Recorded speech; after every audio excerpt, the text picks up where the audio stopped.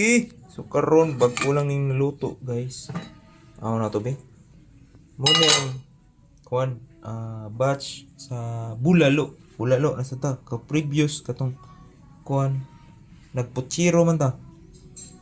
Kani bulalo. Oh, grabe. Lata na kay ni. So gilataan na tong lamas ani. Sibuyas para lang mawa tong sibo. So muna yung bulalo na to. Bulalo para katong na ay bone marrow ba? Na bone marrow eh. Klaro kayo? Sus, bone marrow gina guys. Optimal for human food ng kuan. So naa kana bone marrow gyapon. Okay, lami asibo. Na bone marrow na sad. Bula lord. So ang sibo kuan galutaw pa. So kani primary pa lang paglata na to ani. I-shimmer siya sa kuan. O kanang dilataan na to sa lamas, sibuyas, mahal mang Bombay, wata ni Bombay, basta na ay kuan, ginger nya, sibuyas dahonan, lami kayo. Nya aside na imo ra ng pabukalan, imo sa tong gisahon ng lamas nya, imo rin ning ihog ang karne. Pabukalan nimo para humok na siya, kani humok. So humok ng bulalo. Kani siyang sabaw pod, stock soup na ni siya.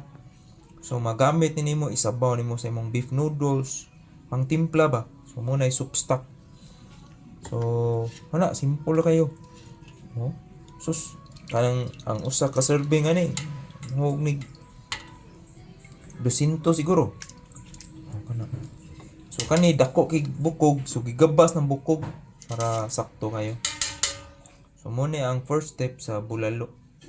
Lataan og tarong para kuan. Lataan na tong karne para ang sunod igluto na to sa mga utan, dili na siya malata tong utan. So kuwang na lang ani mais og kuan. Mais, repolyo, nya, sibuyas dahonan, pichay, daog, tubo na sabaw ni higop lang sabaw tungod aning kuan no. Ulan-ulan. Dako bukog oy. Oh. Ano? Ya, lami kini siya kaning ugat sa nagpalibot sa bukog. Muna yung pinakalami na part. So muna preparation sa bulalo. Bulalo sa Cebuano. Kana. Okay. So muna tong bulalord ni boy kuan. So kana. Oy, sigop sabaw. Utok sa bone marrow.